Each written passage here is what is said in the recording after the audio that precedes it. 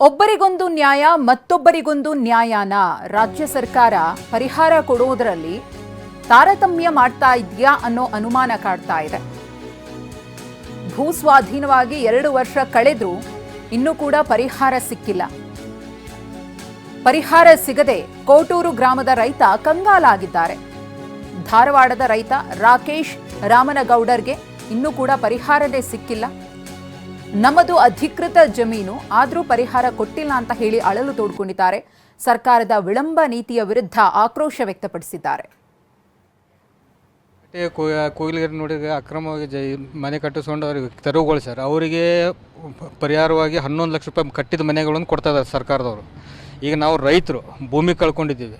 ನಮ್ಗೆ ಇಲ್ಲಿ 2009 land acquisition ಆಯಿತು. ಅಲ್ಲಿಂದ ಹಿಡಿದು ಇಲ್ಲಿ ತನಕ ಭೂ ಪರಿಹಾರನೂ ಕೊಟ್ಟಿಲ್ಲದಂಗೆ ಇವರು ಅಕ್ರಮವಾಗಿ ಮರಗಳಲ್ಲಿ ತೋಟಗಾರಿಕೆ ಗಿಡಗಳೆಲ್ಲ ಇದ್ವು, ಅವನ್ನೆಲ್ಲ ತೆರವುಗೊಳಿಸಿ ಸಾಗವಾನಿ ಗಿಡ ಎಲ್ಲ ಇದ್ವು, ಅವನ್ನೆಲ್ಲ ತೆರವುಗೊಳಿಸಿ ಬೇರೆ ಒಂದು ಕಾರ್ಖಾನೆಗೆ ಸ್ಥಾಪನೆ ಮಾಡೋಕ್ಕೆ ಜಾಗ ಕೊಟ್ಟಾರೆ. ಇನ್ನು ರೈತರಿಗೆ ಈ ನಮ್ಮನೆ ಮೋಸ ಮಾಡಿ ವಲಸಿಗರಿಗೆ ಬಂದು ಅಕ್ರಮವಾಗಿ ಮನೆ ಕಟ್ಕೊಂಡಿದ್ದವರಿಗೆ ಕಟ್ಟಿದಂಥ ಮನೆ 11 ಲಕ್ಷ ರೂಪಾಯಿ 11.5 ಲಕ್ಷ ರೂಪಾಯಿ ಏನೋ ಕೊಡ್ತಾ ಇದ್ದಾರಂತ ರಾಜ್ಯ ಸರ್ಕಾರದವ್ರು ಏನೋ ಭರವಸೆನೂ ಕೊಟ್ಟಿದ್ದಾರಂತೆ. ಅದು ಹೆಂಗೆ ಅಂತಂದರೆ 1.5 ಲಕ್ಷ ರೂಪಾಯಿ ಈ ಸಬ್ಸಿಡಿ ಟೈಪ್ ಏನೋ ಮಾಡಿ 1.5 ಲಕ್ಷ ರೂಪಾಯಿ ಕಟ್ಟಿ ಸಾಕು 11.5 ಲಕ್ಷ ರೂಪಾಯಿ ಮನೆ ಕಟ್ಟಿದ ಮನೆಯವ್ರು ಕಟ್ತಾ ಇದ್ದಾರಂತೆ. ಮತ್ತು ರಾಜ್ಯ ಸರ್ಕಾರ ಎಲ್ಲಿಗೆ ಹೋಗಿದೆ ಅಂತಲೂ ನಮ್ಗೆ ಅರ್ಥ ಆಗ್ತಾಯಿಲ್ಲ. ಇದು ಸರ್ ನಮ್ಮದು 8 ಎಕರೆ 11 ಗುಂಟೆ ಸರ್. ಅದ್ರಾಗ ಪೂರ ಎಲ್ಲ ಮಾವಿನ ಗಿಡ, ಸಾಗವಾನಿ ಗಿಡ, ಚಿಕ್ಕು ಗಿಡ ಎಲ್ಲ ಇದಾವೆ ರೀ.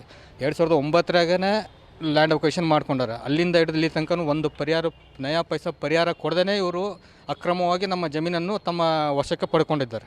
ಇವತ್ತಿನ ಭೂ ಸ್ವಾಧೀನವನ್ನ ಮಾಡಿಕೊಂಡಿದೆ ಸರ್ಕಾರ, ಆದರೆ ಅದಕ್ಕೆ ಇನ್ನೂ ಕೂಡ ಪರಿಹಾರವನ್ನ ಕೊಟ್ಟಿಲ್ಲ. 2009ರಲ್ಲಿ KIADB ಜಮೀನು ಸ್ವಾಧೀನ ಮಾಡಿಕೊಂಡಿದೆ. 8 ಎಕರೆ 11 ಗುಂಟೆ ಜಮೀನು ರಾಕೇಶ್ ಅವರಿಗೆ ಸೇರಿರುವುದು.